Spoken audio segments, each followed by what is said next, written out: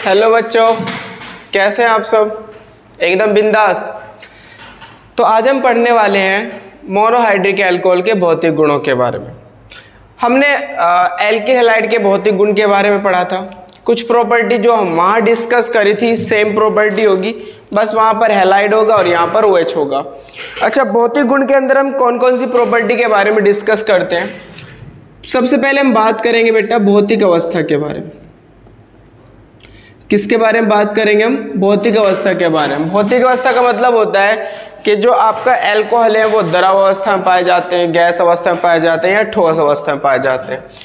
दूसरी बात करेंगे हम इनकी गंध की, गंध कैसी होगी, स्वाद कैसा होगा। और चौथी बात इनकी हम बात करेंगे बेटा कलर की, रंग की, इनका रंग कैसा होगा। तीसरी जो बात करा करते हैं हम बात करते हैं विलेयता की। ये किस चीज के अंदर घुलते हैं, किस चीज में विलय है, विलेयता की बात करेंगे। चौथी जो बात करा करते हैं बेटा गलनांक और क्वथनांक की, गलनांक व क्वथनांक। अच्छा, पांचवी प्रॉपर्टी की बात करेंगे हम यहाँ पर विलेयता की। सॉरी विलेयता तो ऊपर आ गई। नेचर की, प्रकृति की, प्रकृति, नेचर। ठीक है, नेचर कैसी हुआ करती है, अम्लीय होती है, क्षारीय होती है, उदासीन होती है, कैसी नेचर हुआ करती है। छठी बात करेंगे हम बेटा विषैली प्रकृति की, पॉइजन नेचर की, विषैली प्रकृति, पॉइजन नेचर की, कि इनकी प्रकृति कैसी होती है, पॉइजन होती है या ज़्यादा पॉइजन होंगे, कम पॉइजन होंगे, क्या होंगे। भौतिक गुण में हम इन प्रॉपर्टी के बारे में डिस्कस करेंगे अल्कोहल की। तो सबसे पहले आप हेडिंग लगाओ भौतिक अवस्था, इसे मैं रफ कर दूं। बहुत बढ़िया, बड़ा इंटरेस्टेड लेक्चर है आज का। हालांकि हमने आपको जब हमने एल्किल हैलाइड के भौतिक गुण पढ़ाए थे वहां पर बहुत अच्छे से समझाया था, विलेयता के बारे में भी, क्वथनांक के बारे में भी, उन सब के बारे में अच्छे से क्लियर कराई थी। बातें सेम ही होंगी यहाँ पर भी, जो बातें वहाँ बताई थी वही बातें यहाँ बताई जाएगी। हालांकि 2-4 पॉइंट फालतू बताए जाएंगे यहाँ पर आज विलेयता के से रिलेटेड। अच्छा, सबसे पहले हम बात करते बेटा भौतिक अवस्था की। भौतिक अवस्था, physical state, physical state. Physical state की अगर मैं बात करूं तो बेटा जो निम्न अल्कोहल होते हैं C1 से C11 तक, C1 से C11 तक, वो क्या होंगे? वो रंगहीन होंगे। कलर भी बता रहा हूं यहीं पर ही, वो रंगहीन होंगे। उनके अंदर बेटा विशिष्ट गंध होती है, विशिष्ट गंध वाले होंगे और तीक्ष्ण स्वाद होता है, और तीक्ष्ण स्वाद, बर्निंग टेस्ट बोलते हैं तीक्ष्ण को इंग्लिश में, बर्निंग टेस्ट। तीक्ष्ण स्वाद वाले द्रव हैं, राइट।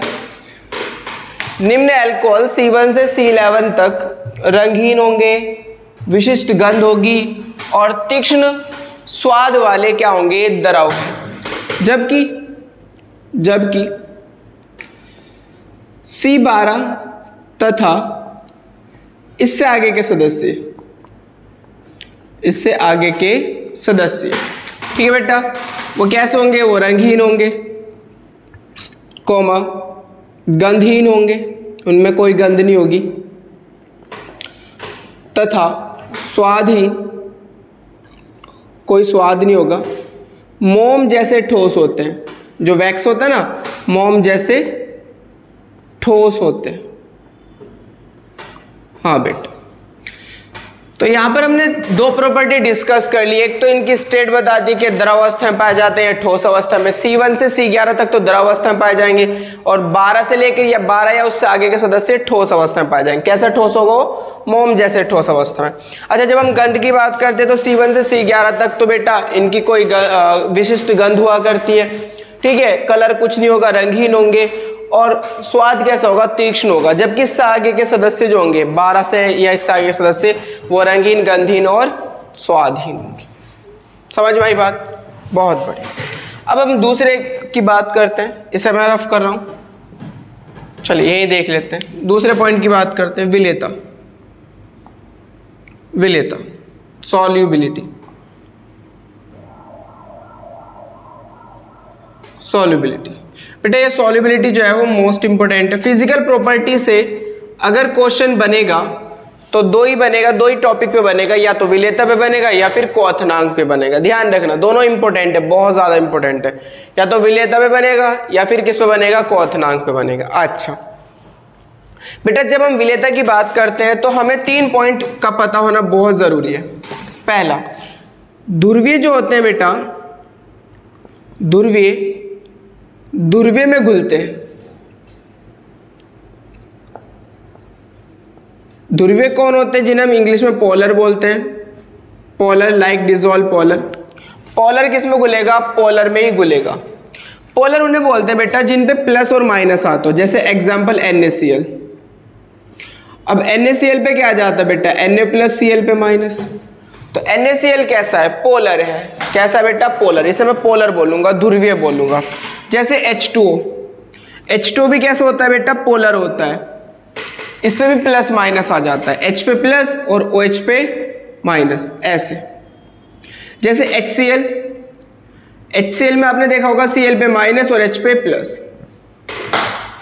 ठीक, तो ये सब कैसे है, पोलर है। तो पोलर में घुलेंगे, मतलब HCl को अगर वाटर में डाल दो घुल जाएगा, NaCl को जल में डाल दो, नमक को यार जल में डाल दो घुल जाता है, क्योंकि दोनों की नेचर कैसी है, पोलर है। तो पोलर किस में घुलेंगे, पोलर के अंदर घुलेंगे। अच्छा दूसरा पॉइंट, अध्रुवीय मतलब नॉन पोलर, अध्रुवीय में घुलते हैं।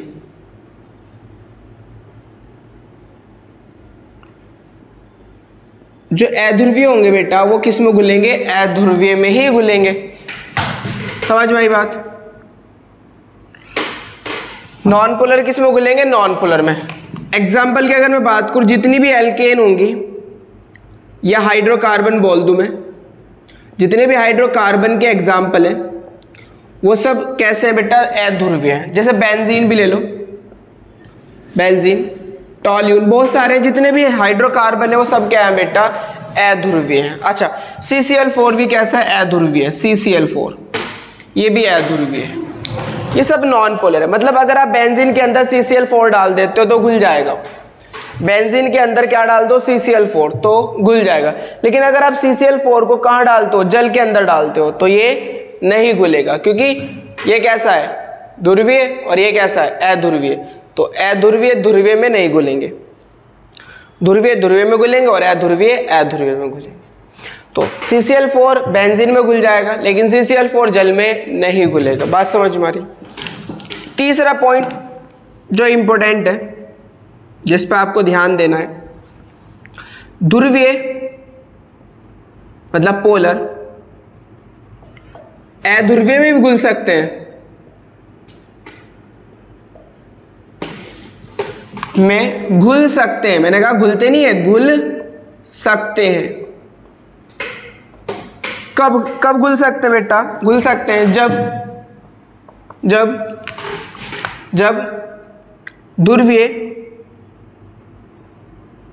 ध्रुवीय व अध्रुवीय के बीच हाइड्रोजन बन सकता हो। ये पॉइंट ध्यान रखना। मतलब जो ध्रुवीय है वो अध्रुवीय में घुल जाएगा। कब घुलेगा बेटा, जब वो दोनों एक दूसरे के साथ क्या बना ले, हाइड्रोजन बंध बना ले। क्या बना ले, एक दूसरे के साथ हाइड्रोजन बंध बना ले। अच्छा हाइड्रोजन बंध बनता किसके बीच है बेटा, आपको बता ही रखा है, फोन के बीच। जब हाइड्रोजन F से जुड़ा हो तो हाइड्रोजन बंध बनेगा, जब हाइड्रोजन O से जुड़ा हो तो हाइड्रोजन बंध बनेगा, जब हाइड्रोजन N से जुड़ा हो तो क्या बनेगा, हाइड्रोजन बंध बनेगा। मतलब HF में हाइड्रोजन बंध बन जाएगा, बिल्कुल, क्योंकि F से क्या जुड़ा हुआ है, हाइड्रोजन। अच्छा CH3OH अगर मैं लूंगा तो ऑक्सीजन से हाइड्रोजन जुड़ा हुआ है तो क्या बन जाएगा, इसके अंदर हाइड्रोजन बंध बन जाएगा। अच्छा अगर मैं यहाँ पर NH3 लूं तो NH3 N से हाइड्रोजन जुड़ा हुआ है तो इसमें भी क्या बन जाएगा, हाइड्रोजन बंध बन जाएगा। तो जिनमें हाइड्रोजन बंध बन जाया करता है वो अगर मॉलिक्यूल अध्रुवीय भी हैं तो वो ध्रुवीय में घुल जाएंगे। अगर हाइड्रोजन बंध बन गए, ध्रुवीय किस में घुल जाएगा, अध्रुवीय में घुल जाएगा। ऑर्गेनिक के अंदर यही पॉइंट आपको याद रखना है। पिछले केस में मैंने आपको पढ़ाया था एल्किल हैलाइड में, कि जो RX होता है बेटा, इस पे पार्शियल नेगेटिव होता है, इस पे पार्शियल पॉजिटिव, ये ध्रुवीय होता है। और जो वाटर होता है H2O, ये भी ध्रुवीय होता है। तो ध्रुवीय में घुल जाते हैं, विलेयता प्रदर्शित करना चाहिए था। एल्किल हैलाइड जल में विलेयता प्रदर्शित करने चाहिए थे या नहीं चाहिए थे, क्योंकि ये ध्रुवीय है और ये भी ध्रुवीय है, घुल जाना चाहिए था। लेकिन एल्किल हैलाइड जल के अंदर नहीं घुलते, क्यों? आपसे पूछने लगा भाई क्यों? सिंपल आंसर बता रखा है, क्योंकि एल्किल हैलाइड जल के अणु के साथ हाइड्रोजन बंध नहीं बनाते, इसलिए जल के अंदर नहीं घुलते। बता रखा है आपको, रीजन है। तो देखो ध्रुवीय भी नहीं घुल पा रहे हैं। क्यों नहीं घुल पा रहे? क्योंकि ये क्या नहीं बना रहे, हाइड्रोजन बंध नहीं बनाते। ये भी केस हो सकता है कि ध्रुवीय ना घुले, ऐसा ऑर्गेनिक में पाया जाता है। अभी दिखाया देखो, एल्किल हैलाइड जल में नहीं घुलता। क्यों नहीं घुलता भाई? क्योंकि हाइड्रोजन बंध नहीं बनाते। बात समझ में आ गई होगी। इसे मैं रफ कर रहा हूं, आगे बढ़ते हैं। चलिए आगे बढ़ते हैं। तो अगर किसी मॉलिक्यूल ने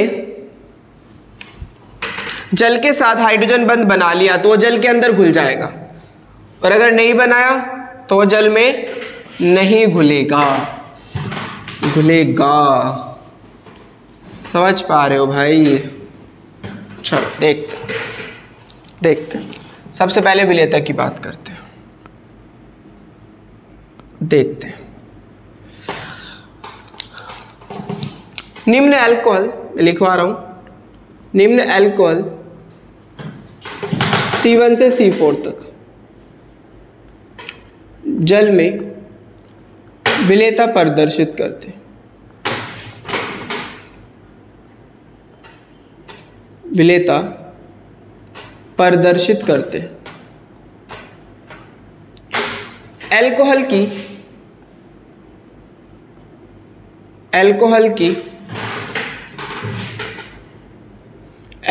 की जल में विलेयता का कारण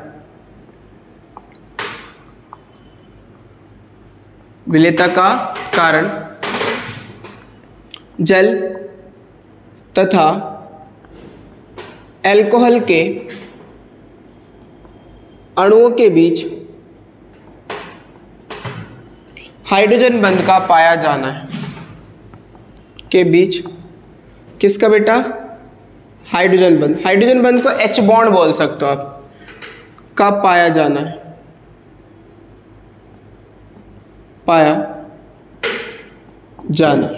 अच्छा।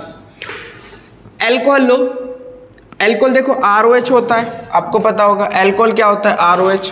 तो ये ऑक्सीजन और ये हाइड्रोजन, ये क्या होगा बेटा? R होगा। अच्छा, आपको पता है ऑक्सीजन की विद्युत ऋणात्मकता बहुत ज्यादा होती है, तो साजिक इलेक्ट्रॉन को अपनी ओर खींचेगा, जिससे इस पे पार्शियल नेगेटिव आ जाता है, इस पे पार्शियली पॉजिटिव आ जाता है। ठीक है, पोलर हो गया ना, प्लस माइनस आ गए, कैसा हो गया? पोलर। H2 सेम केस है भाई, ऑक्सीजन की विद्युत ऋणात्मकता बहुत ज्यादा होगी, इस पे नेगेटिव होगा, इस पे पॉजिटिव होगा। नेक्स्ट, फिर से आपने कौन सा मॉलिक्यूल ले लिया? अल्कोहल का, ROH, इस पे नेगेटिव और इस पे पॉजिटिव। अच्छा, होगा क्या बेटा? पॉजिटिव नेगेटिव के बीच आकर्षण होगा, इस नेगेटिव इस पॉजिटिव को अपनी ओर आकर्षित करेगा और एक बॉन्ड सा बना लेगा। भाई अट्रैक्शन को ही तो बॉन्ड बोलते हैं, बॉन्ड कोई रस्सी थोड़ा ही है। एक हाइड्रोजन का एटम लिया आपने, एक क्लोरीन का एटम लिया, रस्सी से बांध दिया, ये जो बॉन्ड बन गया, ऐसा थोड़ा ही है। बॉन्ड अट्रैक्शन है, इधर H है, अगर इधर Cl है, तो इनके बीच अगर अट्रैक्शन बना हुआ है तो इसे बॉन्ड बोलते हैं। कभी सुना भी होगा आपने कि भाई उसके साथ बॉन्डिंग अच्छी है। बॉन्डिंग का मतलब क्या है? रस्सी से थोड़े बंधे हुए आप लोग, अट्रैक्शन अच्छा है। समझ में आ रही है बात? अट्रैक्शन किसके बीच है? ऑक्सीजन और हाइड्रोजन के बीच। यहां पर भी अट्रैक्शन ऑक्सीजन और हाइड्रोजन के बीच होगा, आगे भी हो सकता है, इधर भी हो सकता है। अब अगर अट्रैक्शन अधिक ऋण विद्युतीय तत्व और हाइड्रोजन के बीच होता है तो इस अट्रैक्शन को हम हाइड्रोजन बंध बोलते हैं, इसी को हाइड्रोजन बंध बोलते हैं। तो कैसा बॉन्ड है बेटा? ये H बॉन्ड बना लिया क्या? यानी कि अल्कोहल ने जल के अणुओं के साथ क्या बना लिया? हाइड्रोजन बंध बना लिया। क्या बना लिया बेटा? हाइड्रोजन बंध। अच्छा, आगे चलते हैं। अभी तो इसलिए घुल गया क्योंकि क्योंकि अल्कोहल ने जल के साथ क्या बना लिया? हाइड्रोजन बंध बना लिया। आगे देखते हैं। अणुभार अणुभार, अणुभार मतलब R, बढ़ने पर अल्कोहल की जल में विलेयता घटती जाती है। हाँ, जैसे जैसे अणुभार बढ़ेगा, R बढ़ेगा, R का सरफेस एरिया बढ़ेगा, वैसे वैसे अल्कोहल की जल में विलेयता क्या होगी, घटती जाती है। इसका कारण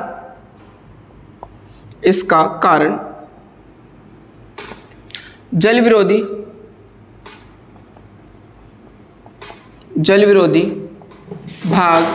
भाग R है के आयतन का बढ़ना है। कारण क्या है, कारण है कि जल विरोधी भाग का आयतन क्या हो जाता है, बढ़ जाया करता है। चलिए देखते हैं बेटा, मैं आपको बता रहा हूं, अब यहां पर थोड़ा सा अच्छे से क्लियर करवा देता हूं आपको। ये देखिए, हाई इलेक्ट्रोनेगेटिव एटम इलेक्ट्रॉन को अपनी ओर पुल करेगा, इस पे पॉजिटिव आएगा, इस पे नेगेटिव आएगा। अब नेगेटिव पॉजिटिव जिस पे आ जाता है वो बंद ध्रुवीय हो जाता है, यानी कि अल्कोहल का जो O और H बंद है वो कैसा हो गया, ध्रुवीय हो गया, पोलर हो गया। अब वाटर कैसा होता है, आपको अभी बताया था, जल कैसा होता है, पोलर होता है। बात समझ में आई? अच्छा, अभी मैंने लिखवाया एल्केन, हाइड्रोकार्बन, बेंजीन, CCl4 ये सब नॉन पोलर होते हैं, अध्रुवीय होते हैं। तो R एक एल्काइल है, मतलब हाइड्रोकार्बन पार्ट है। यह हाइड्रोकार्बन ही तो है बेटा, इसके अंदर हाइड्रोजन होंगे और कार्बन होंगे। बोलो, हाइड्रोकार्बन कैसा होता है, नॉन पोलर होता है, अध्रुवीय होता है, यानी कि इसका R पार्ट कैसा है, अध्रुवीय है। अच्छा, अल्कोहल दो पार्ट में डिवाइड हो रहा है, एक तो OH जो ध्रुवीय है, एक R जो कैसा है, अध्रुवीय है। अच्छा, जब ये अल्कोहल जल के अंदर जाएगा तो OH समूह के कारण तो घुलना चाहेगा, क्योंकि ध्रुवीय में घुलते हैं, पोलर में घुलते हैं। R कैसा है, अध्रुवीय, ये इसके अंदर घुलना नहीं चाहेगा, मतलब R तो घुलना चाह नहीं रहा, तो R को हम क्या बोलते हैं, जल विरोधी भाग बोलते हैं। क्या बोलते हैं बेटा, R को जल विरोधी भाग। जल का विरोध कर रहा है, जल में घुलना नहीं चाह रहा, जल विरोधी भाग, राइट। बोलो, बात समझ में आई? R कैसा भाग है, जल विरोधी भाग। अच्छा, OH कैसा है, जल स्नेही भाग। OH कैसा है, जल स्नेही को बोलते हैं लवर। हाँ, लवर, जल स्नेही को क्या बोलते हैं बेटा, लवर बोलते हैं। जल का लवर, जल के साथ रहना चाहता है, जुड़ना चाहता है जल के साथ रहना चाहता है, जल का लवर है। बात समझ में आ रही है? OH जल में घुलना चाहता है, जल स्नेही है। R जल विरोधी है, जल में घुलना नहीं चाहता। तो जैसे जैसे R बढ़ता जाएगा, जल विरोधी भाग बढ़ रहा है, जल विरोधी भाग बढ़ेगा तो जल की विलेयता क्या होने लगेगी, जल विरोधी भाग बढ़ रहा है तो विलेयता क्या होने लगेगी, कम होने लगेगी। यानी कि अल्कोहल की विलेयता जैसे जैसे R बढ़ेगा कम होती जाएगी। आपको पता चल गया, क्योंकि कौन सा पार्ट बढ़ता जा रहा है, अध्रुवीय भाग बढ़ता जा रहा है। बात समझ में आई? कोई दिक्कत तो नहीं? तो क्लियर है बात। विलेयता, अल्कोहल जल में विलेयता क्यों प्रदर्शित करते हैं, क्योंकि जल के साथ ये क्या बना लेते हैं, हाइड्रोजन बंध बना लेते हैं। बात समझ में आ रही है? अच्छा, विलेयता कैसे घटती जाती है, जैसे जैसे R बढ़ेगा विलेयता क्या होती जाएगी, घटती जाएगी। चलिए, क्या है, नोट कीजिए, फिर आगे चलते हैं। एक दो क्वेश्चन लेते हैं, एक दो बातें और करते हैं विलेयता पर। अच्छा, तो हमने ये सब देखा।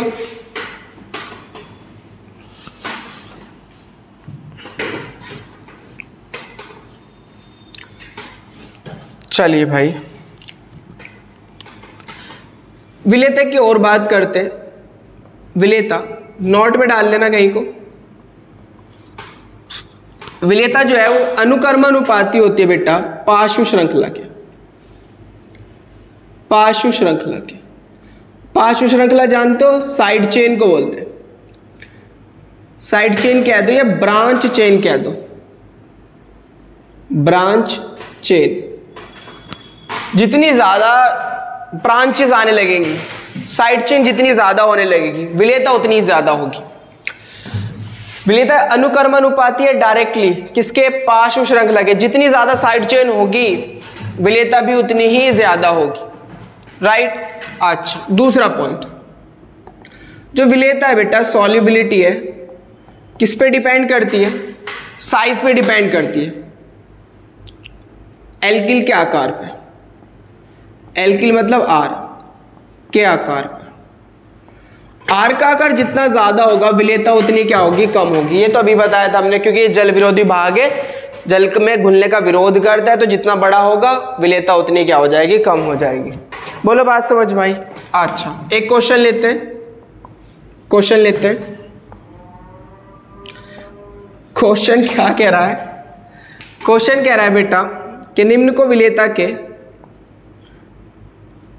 निम्न को विलेयता के घटते क्रम में लिखो।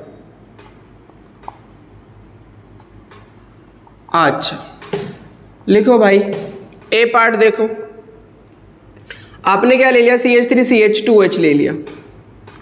बी पार्ट क्या लिया आपने? CH3CH2CH2OH ले लिया। सी पार्ट क्या लिया आपने? CH3CH2CH2CH2OH ले लिया।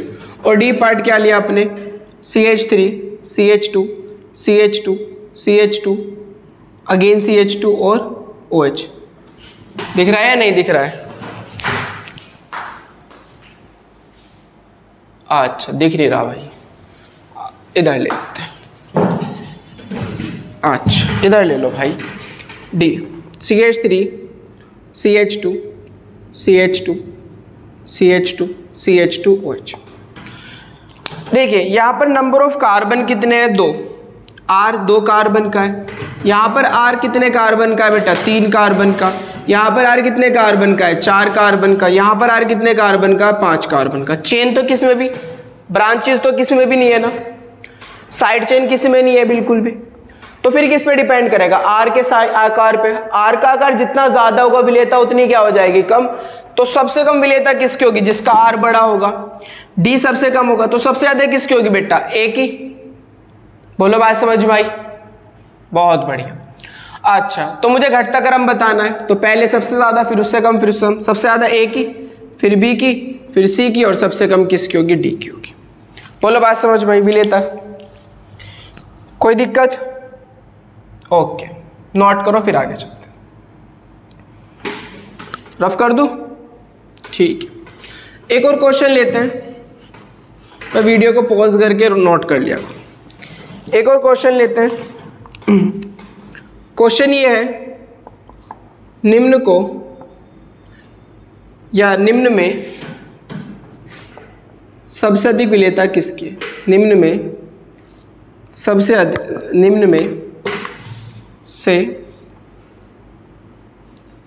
निम्न में से जल में सबसे अधिक विलेयता कौन प्रदर्शित करता है? अधिक विलेयता कौन प्रदर्शित करता है?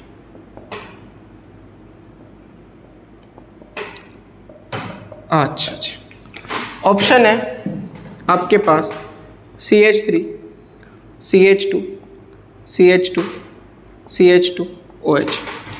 ऑप्शन बी है आपके पास CH3 CHOH CH2 CH3। D option आपके पास, सॉरी सी ऑप्शन है CH3 CH3 CH3OH। आपको बतानी है विलेयता कौन प्रदर्शित करता है। तो जब हम R की बात करते हैं, नंबर ऑफ कार्बन कितने? इसमें 4। इसमें कितने कार्बन है? 4। इसमें भी कितने कार्बन है? 1 2 3 4, 4। सब में 4 कार्बन है, तो R तो सेम है। R क्या है? सेम है। फिर किस पे देखोगे बेटा? पार्श्व श्रृंखला। जिसमें जितनी ज्यादा पार्श्व श्रृंखला होगी विलेयता उसकी उतनी ही क्या होगी? ज्यादा होगी। पार्श्व श्रृंखला बताओ किस में ज्यादा है? ज्यादा है ना। इसको क्या बोलते हैं बेटा? 3 डिग्री। इसको क्या बोलते हैं? 2 डिग्री। इसको क्या बोलते हैं? 1 डिग्री। तो ध्यान रखना, पार्श्व श्रृंखला ज्यादा है तो विलेयता ज्यादा होगी, यानी कि 3 डिग्री अल्कोहल की विलेयता ज्यादा होगी। किससे ज्यादा होगी बेटा? 2 डिग्री अल्कोहल से। और 2 डिग्री अल्कोहल की विलेयता ज्यादा होगी 1 डिग्री अल्कोहल से। ऑलवेज रिमेंबर इट, हमेशा याद रखना है। विलेयता की अगर बात करेगा तो 3 डिग्री अल्कोहल की विलेयता ज्यादा है 2 डिग्री अल्कोहल से, 2 डिग्री अल्कोहल की ज्यादा है 1 डिग्री अल्कोहल से। आई होप के विलेयता का कॉन्सेप्ट क्लियर हो गया होगा। आगे भी पढ़ेंगे विलेयता पर, इसे नोट करो फिर आगे चलते हैं। बहुत बढ़िया, आगे भी पढ़ेंगे। जब जब ऑर्गेनिक कंपाउंड का न्यू फैमिली आएगी तब तक हम विलेयता और क्वोथनांक के बारे में पढ़ते रहेंगे। कॉन्सेप्ट एक ही रहेगा, कंपाउंड चेंज होते रहेंगे। अच्छा, अब हम बात करते हैं क्वोथनांक की। क्वोथनांक और गलनांक का कॉन्सेप्ट एक ही रहेगा। अणुभार में वृद्धि के साथ साथ पृष्ठीय क्षेत्रफल बढ़ता है।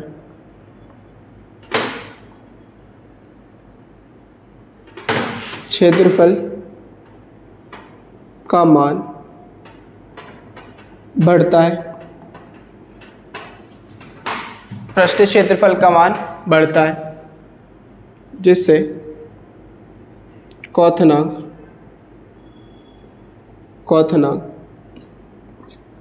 का मान बढ़ जाता है। यार कॉमन सेंस की बात है कि अगर आप एक छोटा सा डोंगा लें और इसको हीट करें, गर्म करें, आप इसको, पानी है इसमें, वाटर है, H2 है, और एक बड़ा सरफेस एरिया ले, ये बड़ा ले, इसका सरफेस एरिया ज़्यादा होगा, इसका सरफेस एरिया कम होगा, इसे भी हीट करें, बताओ किसे ज़्यादा देर तक गर्म करना पड़ेगा? भाई किसे आपको ज़्यादा ताप देना पड़ेगा, ज़्यादा देर तक गर्म करना पड़ेगा? इसको करना पड़ेगा ना, क्योंकि एरिया ज़्यादा है। एरिया जितना ज़्यादा होगा एरिया जितना ज़्यादा होगा क्वोथनांक भी उसका उतना ही ज़्यादा हो जाएगा, बढ़ जाएगा। एरिया बढ़ने से क्या बढ़ जाएगा बेटा? क्वोथनांक बढ़ जाएगा। एरिया को कम करोगे तो क्वोथनांक क्या हो जाएगा? कम हो जाएगा। बात समझ में आई ना बात? ठीक है, तो एरिया जैसे जैसे अणुभार बढ़ेगा तो पृष्ठीय क्षेत्रफल बढ़ेगा, एरिया बढ़ेगा, क्षेत्रफल बढ़ने से क्या बढ़ जाएगा? क्वोथनांक का मान बढ़ जाता है। एग्जाम्पल लेते हैं। आपने कहा CH3OH, एक है C2H5OH, एक है C3H7OH और एक है बेटा C4H9OH। ठीक है, अगर आप इसको ओपन करोगे तो पता चल जाएगा आपको। देखो ये CH3CH2OH हो जाएगा, उसको ओपन करोगे तो ये CH3CH2CH2OH हो जाएगा, और लास्ट वाले को ओपन करोगे तो वही CH3CH2CH2OH हो जाएगा। तो आपको दिख रहा होगा सरफेस एरिया बढ़ता जा रहा है। इसका सबसे कम, इसका उससे ज़्यादा, उससे ज़्यादा और सबसे ज़्यादा। सरफेस एरिया बढ़ेगा तो क्वोथनांक भी बढ़ेगा। अच्छा, तो आप क्या चेक करो? अणुभार को चेक करो। पहले तो हम अणुभार वाला कॉन्सेप्ट देखते हैं। जिसका अणुभार ज़्यादा उसका क्वोथनांक ज़्यादा। जब हम अणुभार की बात करते हैं तो परमाणुओं के भार को जोड़ते हैं। जैसे मान लीजिए CH3OH है, इसके अंदर एक तो कार्बन का परमाणु है, कार्बन के एक परमाणु का भार होता है 12। हाइड्रोजन है, हाइड्रोजन कितने बेटा? 3 और 1 4, एक का 1 होता है तो 4 का कितना होगा? 4 होगा। और ऑक्सीजन का कितना होता है बेटा? 16, एक का 16 होता है, एक ही है, तो आप ऐड करो 12 और 4 16 और 16 32, यानी कि यहाँ पर CH3OH का अणुभार कितना आएगा? 32। ऐसे इसका 46 आ जाएगा, ऐसे इसका बेटा 48, सॉरी 12 3 36 और 7 36 और 7 43 और 16 49 और 1 60 और इसका आ जाएगा 74। ये अणुभार है। ये क्या है? अणुभार। अच्छा, अणुभार जिसका ज़्यादा क्वोथनांक उसका ज़्यादा होगा। बेटा इसका क्वोथनांक होता है 64 डिग्री सेल्सियस, इसका क्वोथनांक होता है 78 डिग्री सेल्सियस, 78 डिग्री सेल्सियस। इसका क्वोथनांक होगा 97 डिग्री सेल्सियस और इसका क्वोथनांक होगा 118 डिग्री सेल्सियस। देख लो, अणुभार जैसे जैसे बढ़ता जा रहा है क्वोथनांक बढ़ता जा रहा है। एक्चुअल में जो क्वोथनांक का कॉन्सेप्ट है वो ध्यान रखना, मॉलिक्यूल के बीच आकर्षण बल है, इंट्रामॉलिक्यूलर फोर्सेस है, अंतर आणविक बल है हिंदी में कहूँ तो। यानी कि क्वोथनांक डिपेंड करता है अंतर आणविक बल पर। मॉलिक्यूल के बीच किस प्रकार का फोर्स लग रहा है, समझ में आ रही है बात? मैं फील करा रहा हूं आपको बात। देखिए, एक मेरे पास मैथिल अल्कोहल का मॉलिक्यूल है, एक मेरे पास मान लीजिए प्रोपेन है, एक ये, तो बेटा इसके अंदर ऑक्सीजन से हाइड्रोजन जुड़ रहा है, तो इसके अंदर जो मॉलिक्यूल के बीच अंदर फोर्स लग रहा होगा वो H बॉन्ड लग रहा होगा, हाइड्रोजन बॉन्डेड हो रही होगी इसके अंदर। जो अट्रैक्शन फोर्स है वो कैसा है, हाइड्रोजन बंद वाला है। समझ पा रही बात। जबकि जो एल्केन होता है इसके पास कोई भी चार्ज नहीं होगा, प्लस माइनस नहीं होगा, तो जिस पे प्लस माइनस नहीं होता उनके बीच जो फोर्स लगता है वो लगता है वॉन डर वाल्स बल। कौन सा लगता है बेटा, वॉन डर वाल्स बल, उनके बीच फोर्स लगेगा वॉन डर वाल्स बल। अब अगर मैं आपसे पूछने लगूं बताओ किसका क्वथनांक ज्यादा होगा, बेटा जिन मॉलिक्यूल के बीच अट्रैक्शन फोर्स जितना ज्यादा स्ट्रांग होता है क्वथनांक उतना ही ज्यादा होता है। कहीं को लिख लेना ये बात मेरी, जिस मॉलिक्यूल के बीच, जिस अणु के बीच अंतर आणविक बल जितना ज्यादा प्रबल होगा क्वथनांक उतना ही ज्यादा होगा। तो अगर मैं बात करूं अंतर आणविक बल की, अंतर आणविक बल की, किसकी, अंतर आणविक बल, इंट्रामॉलिक्यूलर फोर्स, इंट्रामॉलिक्यूलर फोर्स,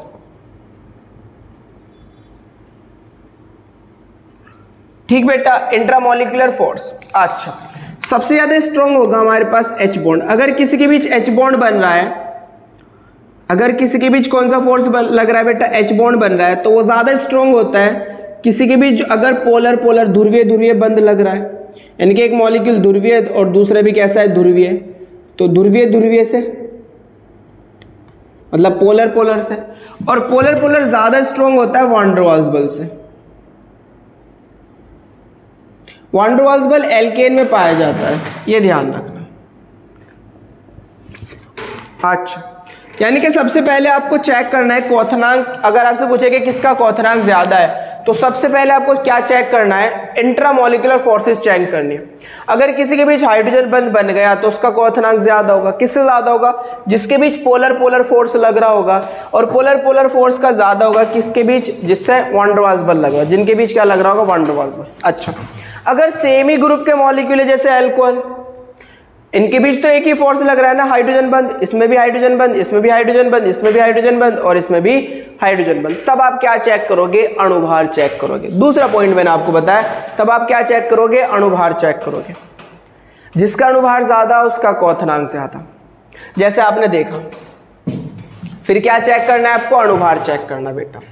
सबसे पहले इंट्रामोलिकुलर फोर्सेस देखने, कौन सा लग रहा है, कौन सा स्ट्रॉन्ग होगा, मजबूत होगा, उसका क्वथनांक ज्यादा होगा। अच्छा, अगर सेम मॉलिक्यूल है तो फिर क्या देखोगे आप, फिर क्या देखोगे, हाँ, फिर देखना है आपको अणुभार। इस पे एक क्वेश्चन लेते हैं, इसे रफ करो, रफ कर दूं, बहुत बढ़िया। इस पे एक क्वेश्चन लेते हैं ताकि और समझ में आए। एक क्वेश्चन आपका ये हो गया, एक क्वेश्चन ये लेते हैं, ये तो हर लेक्चर में होना है।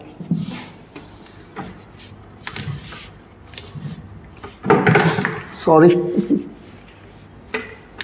चलो, क्वेश्चन क्या कहता है बेटा, क्वेश्चन क्या कहता है, क्वेश्चन कहता है निम्न के अल्कोहल के निम्न को क्वथनांक के बढ़ते क्रम में रखो। बढ़ता क्रम लिखना है बेटा। ए ऑप्शन है CH3 CH2OH। अच्छा, बी ऑप्शन है CH3 CH2Cl। सी ऑप्शन है CH3O CH3, और डी ऑप्शन है CH3 CH2 CH2 CH4। ये हमारे पास आपसे पूछ लेगा, बताओ इनको क्वथनांक के बढ़ते क्रम में रखो। तो आपको देखना है मॉलिक्यूल के बीच इंटरेक्शन फोर्स कैसा है। देखो पहले में तो दिख गया हमारे पास, एथिल अल्कोहल के अंदर दिख गया, कौन सा बेटा, हाइड्रोजन बॉन्ड। कौन सा है, हाइड्रोजन बॉन्ड। अच्छा, ये माइनस होगा और ये प्लस होगा, तो प्लस माइनस के बीच कौन सा फोर्स लगता है, ध्रुवीय ध्रुवीय भाई, ये कैसा लगेगा, ध्रुवीय ध्रुवीय, तो इसके बीच कैसा फोर्स होगा, ध्रुवीय ध्रुवीय होगा। अच्छा, यहां पर देखो, यहां पर ऑक्सीजन है लेकिन ऑक्सीजन से हाइड्रोजन जुड़ा हुआ नहीं है। हाइड्रोजन बंध कब बनता है? जब ऑक्सीजन से क्या जुड़ा हो? हाइड्रोजन जुड़ा हो। तो ऑक्सीजन है लेकिन हाइड्रोजन बंध नहीं बनाएगा क्योंकि यहाँ पर हाइड्रोजन नहीं है। तो फिर क्या होगा? बस इस पे नेगेटिव होगा, इस पे पॉजिटिव होगा। पॉजिटिव होगा तो ये भी ध्रुवीय होगा। ये भी कैसा होगा? ध्रुवीय ध्रुवीय। अच्छा, ये भी कैसा होगा? ध्रुवीय ध्रुवीय होगा। बोलो बात समझ में आई? ये भी कैसा होगा बेटा? ध्रुवीय ध्रुवीय होगा।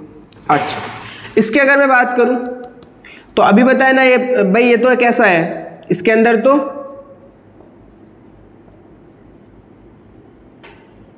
इसके अंदर ना तो पॉजिटिव नेगेटिव ना हाइड्रोजन बंद, तो बेटा एल्केन में कौन सा बल लगा करता है? वॉन डर वाल्स बल लगता है। कौन सा? वॉन डर वाल्स बल। अच्छा, अब हम बात करेंगे इन दोनों में से आपको पता चल क्या होगा? जिसका क्वथनांक ज्यादा, आपने देखा दोनों सेम फोर्स है, तो फिर क्या देखोगे? क्वथनांक देखोगे। क्या देखोगे? सॉरी, अणुभार देखोगे। क्या देखोगे? अणुभार। 12 और 3 15 और 12 27 और 2 29 और 35.5। भाई 29 और 35.5 74.5, 29 और 35 64 होता है आई थिंक, 64.5। 15 दूनी 30 और 16, 30 और 16 46, इसका कितना होगा? 46 होगा। तो शायद पता चल गया होगा आपको। क्या पता चल गया होगा बेटा? ए का क्वथनांक ज्यादा होगा। चूंकि मुझे बढ़ता क्रम बताना है तो सबसे कम किसका होगा क्वथनांक? डी का होगा, क्योंकि वॉन डर वाल्स बल लग रहा है। डी के बाद कौन होगा बेटा? सी होगा, क्योंकि कौन सा लग रहा है? ध्रुवीय ध्रुवीय है लेकिन अणुभार कम है। दोनों में किसका ज्यादा होगा? बी वाले का ज्यादा होगा ना, क्योंकि इसका अणुभार ज्यादा है।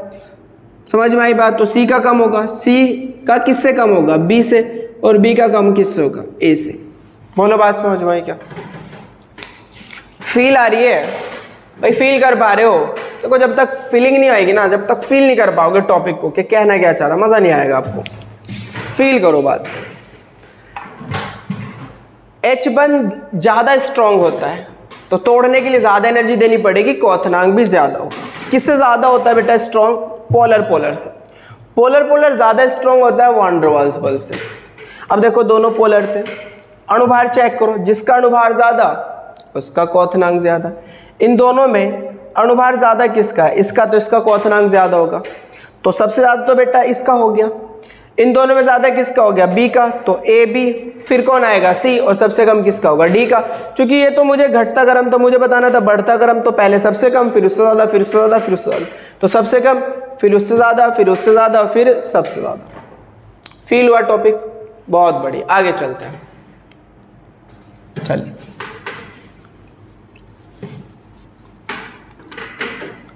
भाई देखो, प्रैक्टिस तो आपको करनी पड़ेगी कंटिन्यू, और साथ में नोट्स भी बनाने पड़ेंगे, तभी मजा आएगा। अच्छा, बात समझ में आ रही है? बहुत बढ़िया। एक टॉपिक हम बात करते हैं समावयवी की। समावयवी में हमने आपसे कहा, चेक करो, अगर मैं आपसे कहूं CH3 CH2 CH2 CH2OH, एक ही है हमारे पास। B CH3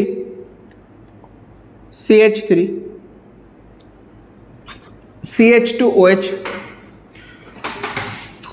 C CH3 CHOH CH2 CH3 और D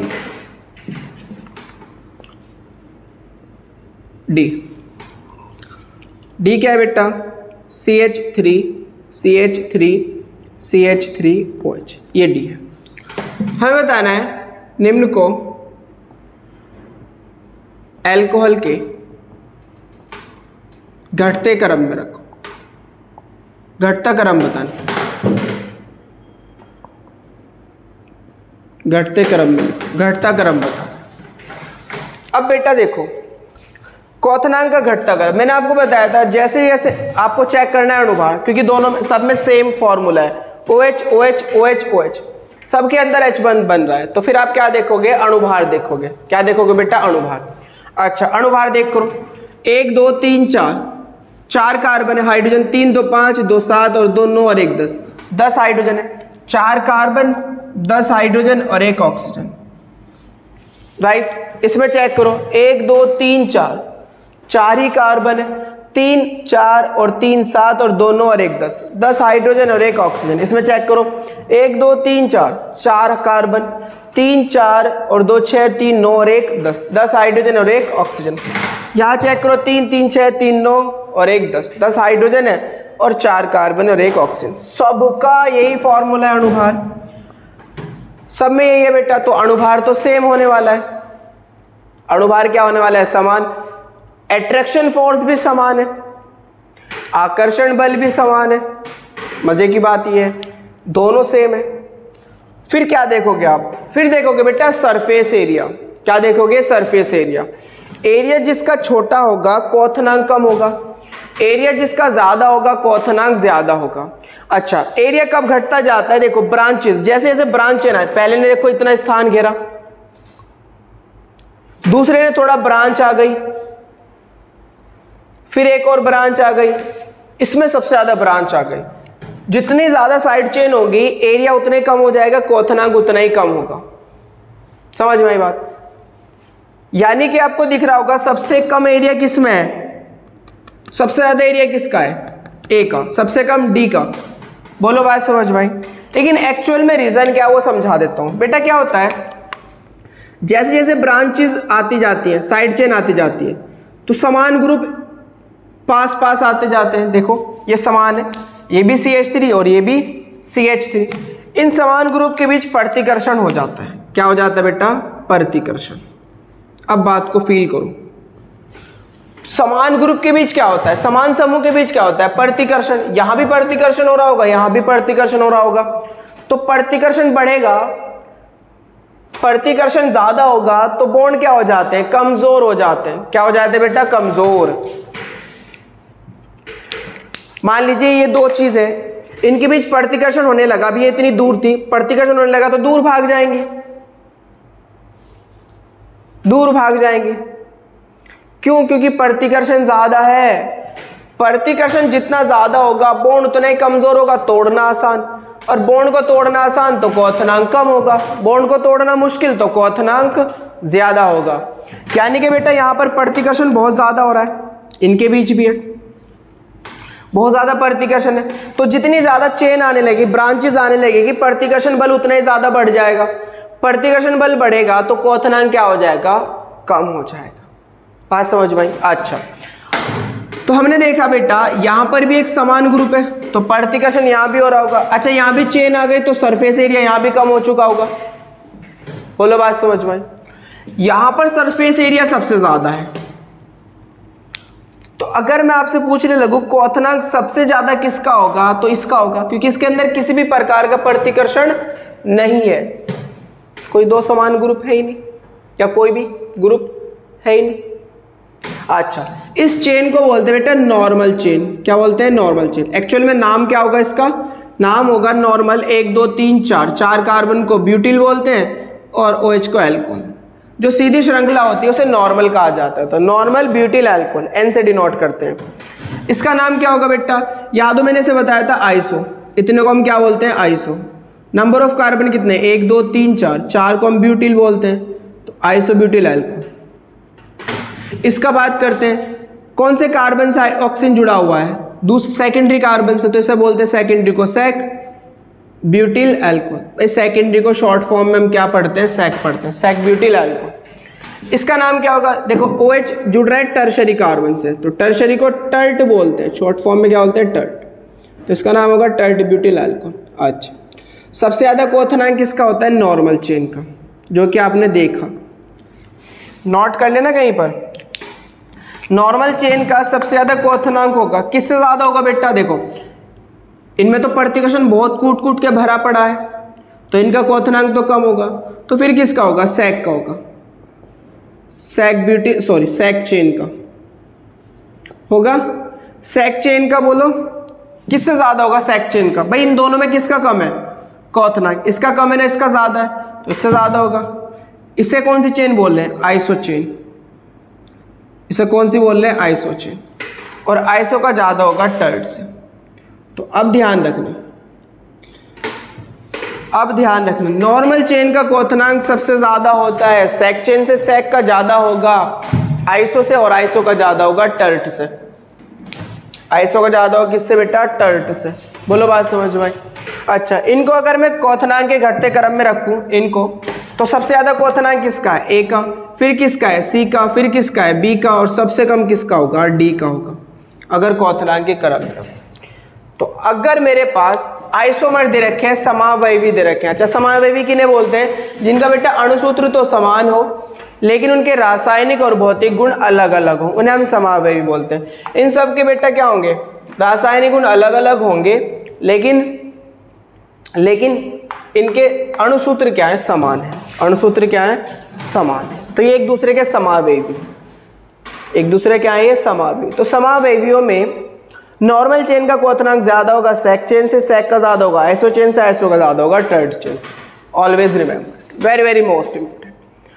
तो बॉइलिंग पॉइंट इन तीन फैक्टर पे डिपेंड करता है। पहले मैंने आपको बताया मॉलिक्यूल के बीच इंटरेक्शन फोर्स चेक करना है कि किस प्रकार का आकर्षण बल लग रहा है। दूसरा मैंने आपको बताया अगर मेरे पास एक ही ग्रुप है तो फिर क्या चेक करोगे? अणुभार चेक करोगे कि जिसका अणुभार ज्यादा उसका क्वोथनांक ज्यादा। तीसरी बात के इंटरेक्शन फोर्स भी सेम है, अणुभार भी समान है, तो फिर क्या चेक करोगे बेटा? चेन चेक करोगे। चेन किस प्रकार की? नॉर्मल चेन हुई तो उसका क्वोथनांक ज्यादा होगा किससे? सेक चेन से। सेक का ज्यादा होगा आइसो से, और आइसो का ज्यादा होगा बेटा टर्ट। बात समझ में आ गई होगी? नोट करो, फिर आगे चलते हैं। नोट कर लिया? बहुत बढ़िया। फील आ रही है?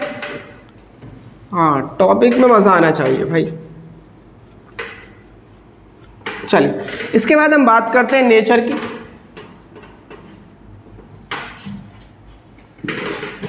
नेचर की बात करते हैं, प्रकृति की। प्रकृति, नेचर। तो बेटा जो अल्कोहल होते हैं, अल्कोहल लगभग उदासीन प्रकृति के होते हैं।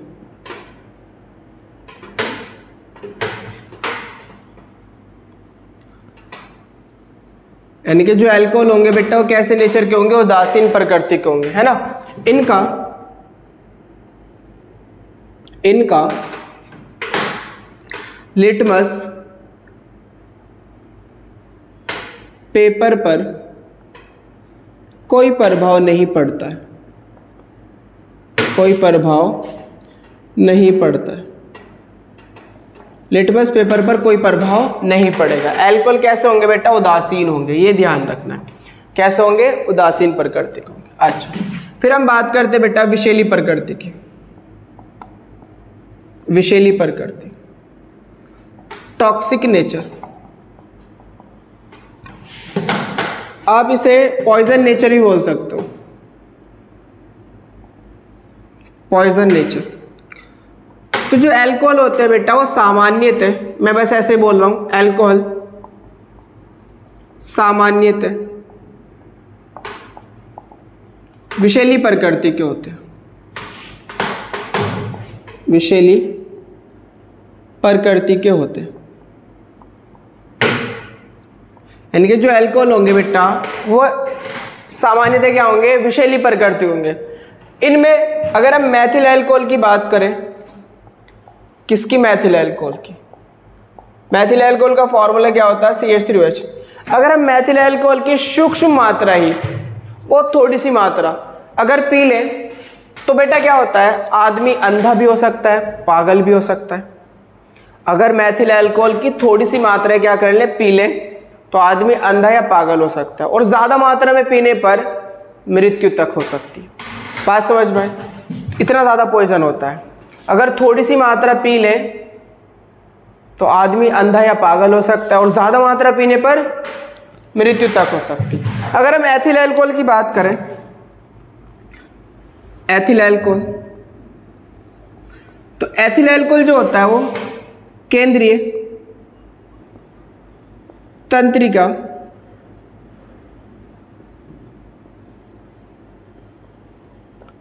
तंत्र पर उत्तेजक प्रभाव डालता है। उत्तेजक प्रभाव डालता है। जो बेटा एथिल अल्कोहल होता है वो केंद्रीय तंत्रिय तंत्र पर क्या डालता है, उत्तेजक प्रभाव डालता है, जिससे शरीर के अंदर बेहोशी उत्पन्न हो जाती है। शरीर के अंदर क्या उत्पन्न हो जाती है, जिससे बेहोशी उत्पन्न हो जाती है। अच्छा, अणुभार जैसे जैसे अणुभार बढ़ेगा अल्कोहल का, इनकी विषैली प्रकृति भी बढ़ती जाती है, ये ध्यान रखना।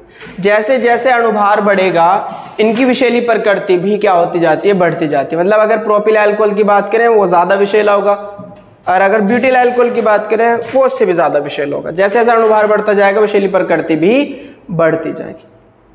बात समझ में आई? तो बेटा पढ़ते रहिए। आज का लेक्चर हम यही समाप्त करते हैं। अच्छे से मेहनत करते रहिए। Thank you for watching. All the best.